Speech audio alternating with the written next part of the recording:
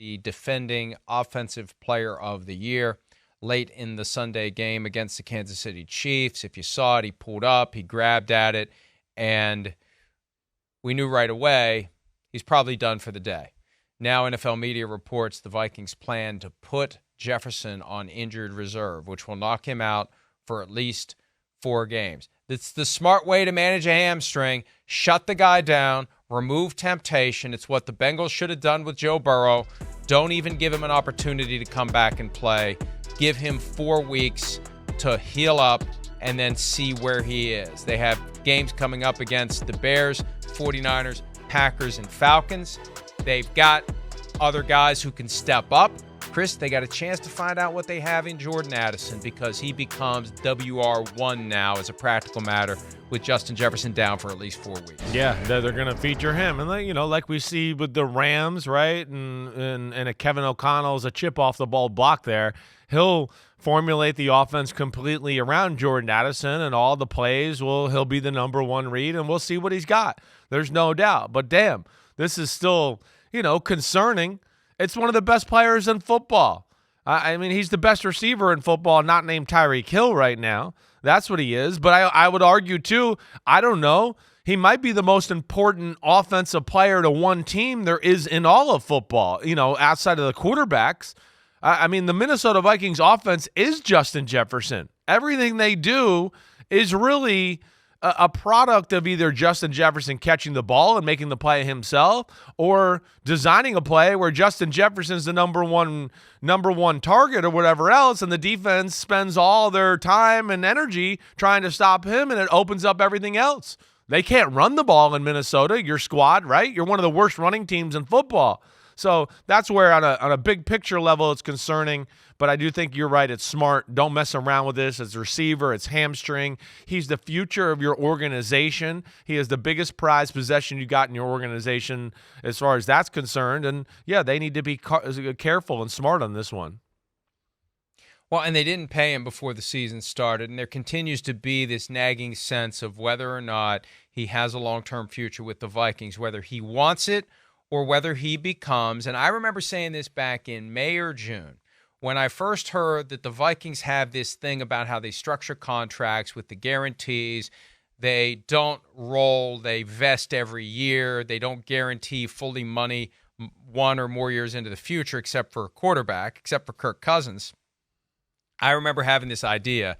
If they don't sign this guy to a long-term contract by the end of the 2023 season, he becomes potential fodder for a trade aimed at securing the Vikings franchise quarterback, because I think that is their obsession. Wow. That is their objective. Wow. And they didn't sign him to a long-term contract before the season started. So they drafted Jordan Addison. This is their chance to see what Addison has. Kirk Cousins was praising him in the aftermath of Sunday's game. He's the real deal. He's the guy. If he's the guy and he's locked into that rookie wage scale contract for a couple more years, and you've got the 5th-year option you can use since he was a first-round pick, that becomes, and Vikings fans get upset, and I don't like the idea of Justin Jefferson not playing for the Vikings, but look, the Vikings have had plenty of great receivers over the past 50 years. They've had plenty of them. Most notably, Randy Moss, Percy Harvin, who was an MVP candidate in 2012. People forget all about that wrinkle, and Stephon Diggs, and all 3 of them got traded. They didn't win a Super Bowl. They didn't get to a Super Bowl with any of those guys. You don't get to a Super Bowl unless you have a great team across the board without a great quarterback. And I think the Vikings' objective this year, next year, whenever, ASAFP, is to get themselves another Fran Tarkenton, another guy who's going to be the starting quarterback for 10, 15 years. They have not had that. They had glimpses of it with Dante Culpepper before he wrecked his knee October of 2005 in Charlotte, but they haven't had it year in and year out. Somebody who can lift them and carry them to postseason success and back to 1 or more Super Bowls. I think that's the calculation, Chris. That's why Kirk Cousins doesn't have a contract beyond this year. That's why it feels like it's ending between the Vikings and Kirk Cousins. And if it means taking a step or 2 back, I feel like they're going to do it. And this Jefferson injury is just another piece in that puzzle that moves toward, maybe it's the emotional separation the fan base needs to have. And again, he may want out too. It may not even be their decision. Diggs wanted out. Harvin wanted out. Moss, who knows what he wanted back in that time frame, but he may want out by the time it's all said and done. Well, and this may be just part of the process for him coming to the conclusion, if I'm ever going to get what I want out of team success, I need to go somewhere else. Well, listen, I hear that. I think the first thing I'd hit on here is I'd go, one, Justin Jefferson's a guy I think they'd break all molds for and contracts and all of that, right? Like screw our what we do and all that, like we saw with the Steelers and TJ Watt a little bit. He's too good. You got to break your damn rules and get it done. And I would still think he gets paid before this season's over, and they find some way to do that and end this conversation. If they're sold on they're going to keep him for the future. What I would say to what you're talking about as far as like the trading and positioning themselves for a franchise quarterback, and just go, damn, I don't know if I could do that. I wouldn't trade Justin Jefferson just for that. I would find other ways to do it. And the NFL right now, as we're seeing, it's a receiver league. It's that's what it is. I mean, the best teams in football got two of them. That's just the way it is. Oh, the Dolphins, they got two of them. They might have three soon. Oh, the Eagles, boom, bam, right? I mean, then you go out to San Francisco, you look at them. Everybody's trying to have two or three guys that way. They got something special there. I mean, they got a guy that looks like he's on the trajectory of all-time great. So I would say if the quarterback thing, and you're very right about Kirk Cousins, and I think they want to move on and find somebody for the next 10 to 15 years, I would just say, man, trade other assets. Don't trade Justin Jefferson. You don't let that go. That's a special commodity right there.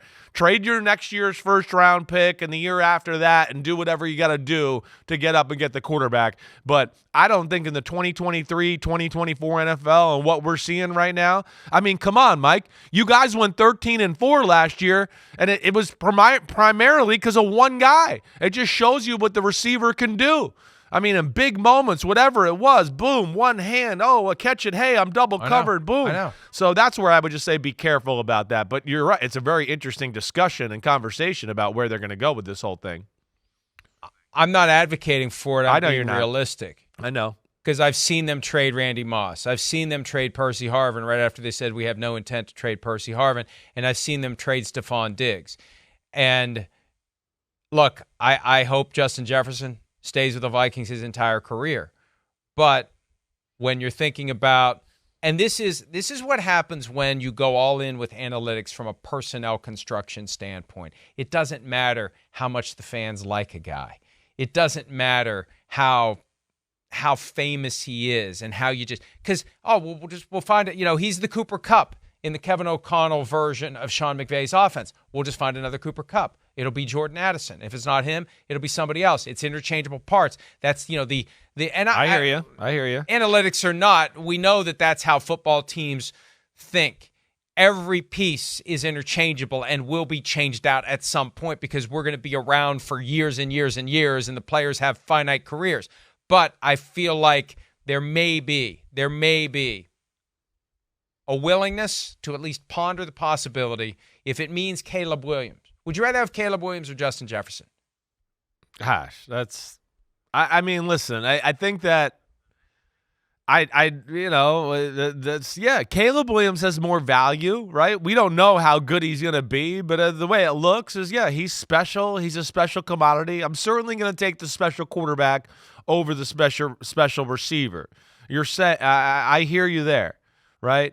But at the same time, like what I'm saying is I worry that, you trade that away and then all of a sudden, wait, we don't have even the weapons or the guys to support the guy we drafted here and do that. And is Caleb Williams going to be that special to overcome that? I think that's, you'd have to have a strong feeling there. Right now, I only see two guys in football that can just overcome, I don't have the best talent. And that's Mahomes and Josh Allen.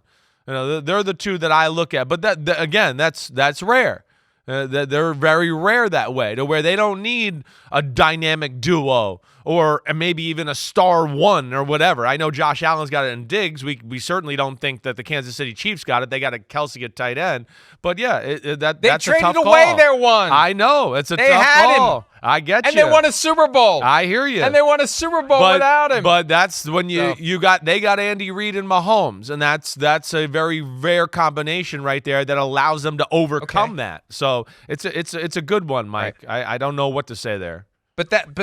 And here, look, why else would they not have already signed him to a record-setting deal? It's Justin freaking Jefferson. The mere fact that they haven't blinked at the table and done what needed to be done to get him signed long-term, that in and of itself raises a red flag. Like, why haven't you done this? It's Justin Jefferson. Why didn't you do it? So there's an easy way to end this speculation. There's an easy way to do it. Sign him now. Take this 4 weeks. He's focused on getting himself healthy and rehabbing and resting the hamstring and coming back. Prove me wrong. Sign him now. Do you think figure out another way to get your quarterback? Do you think there's more trepidation or whoa? Let's see where this goes from Minnesota or Justin Jefferson, right? I'm just asking you. What's your pasta and meatballs there? I've never heard. I would expect Justin Jefferson's asking if he is right to be the highest paid receiver in football history. Right? And then how much is he trying to go over that mark too? So there's some things there that play into what you're talking about there, but what's your feel on, why that hasn't happened yet? The ball was in Minnesota's court before the start of the season to get a deal done. It was in their court, and they chose not to do it. Jefferson was ready to make the commitment. That's my understanding. Now, does that mean a year or two from now he doesn't decide, you know what, I probably need to move on? Because we've seen that happen. We've seen players, despite getting that big contract. Hell, Deshaun Watson wanted out of Houston 5 months after getting a giant contract. So we've seen players have more power to move around than we've ever seen before. So just because he was ready to take the contract now doesn't mean he's ready to be there long-term, no matter who the quarterback is. And I'm telling you, this Kirk Cousins thing, yeah, and everybody likes him now. He's kind of non-threatening. He's got the dad wardrobe, and you like that, and people liked him from net. We've talked to enough people, and I don't want to betray any off-the-record confidences, but there's something there between Cousins and the receivers. There's something. Am I wrong to say that? There's something off there. And I feel like it's just a matter of time before Jefferson comes to that same conclusion. And I think it's one of the reasons why Cousins isn't going to be there next year. Well, I think the Vikings have realized that too. There's just something weird there. It goes back to Diggs. There's no relationship. Right. I think that's what it is. He's not one of the guys to the receivers. One that you can glean that from just the Netflix. I mean, it's just like, hey, you should run the hot route. Hey, that's all they talk about. There's no banter on the sideline. The sense I got is, there's not hanging out outside of the football building, any of that. And receivers like that. I mean, they do, usually a lot of the receivers and the tight end, they hang out with the quarterback. I mean, we've seen that. We know that. They hang out with Mahomes, drink beers after the game. Let's watch the game today and whatever, blah, blah, blah. Right? Brady hung out with Edelman and Gronkowski. Hey, Friday night, let's do dinner, blah, blah, blah. Hey, one of the guys. Yeah, that's part of the damn deal when you're the quarterback, is being like, hey, we're buddies. We're in this together. You know me as a person. You know what makes me. And that's what gives us the confidence to go together and win in a big moment. And, I don't know if there's that's one of the things that I think does miss from Kirk Cousins. Yes. For me, when we were sitting at the table with Justin Jefferson at the Super Bowl week before the game, and I was doing the whole thing about 4th and 8, season on the line, you're double covered, why didn't you throw it to Jefferson? He just laughed in that kind of knowing way, like, you just said what I can't say, right? And it's just like, and I know what happened with Stephon Diggs. We saw it all play out in real time. Cousins gets a contract extension, and Diggs that same day tweets his way out of Minnesota. So I think they're committed to turning the page at quarterback. The question is, will they have to turn the page at receiver as well to get the quarterback that they want to turn the page to? And I hope that's not true. I hope they keep Justin Jefferson. Stirring the pot up in Minnesota. The fan Florio. He loves them. He loves them not. I don't know. Take advantage of this month and sign him to a long-term contract and end this conversation. Just end it, Ziggy and Mark Wilf. Write the check. Break your precedent that you apply to everyone but the quarterback and keep this guy around, because he should be a cornerstone member of the team. He should be We'll see if he is. Hi, it's Mike Florio. Thanks for watching PFT on YouTube. Hit subscribe for the latest news and analysis from Pro Football Talk.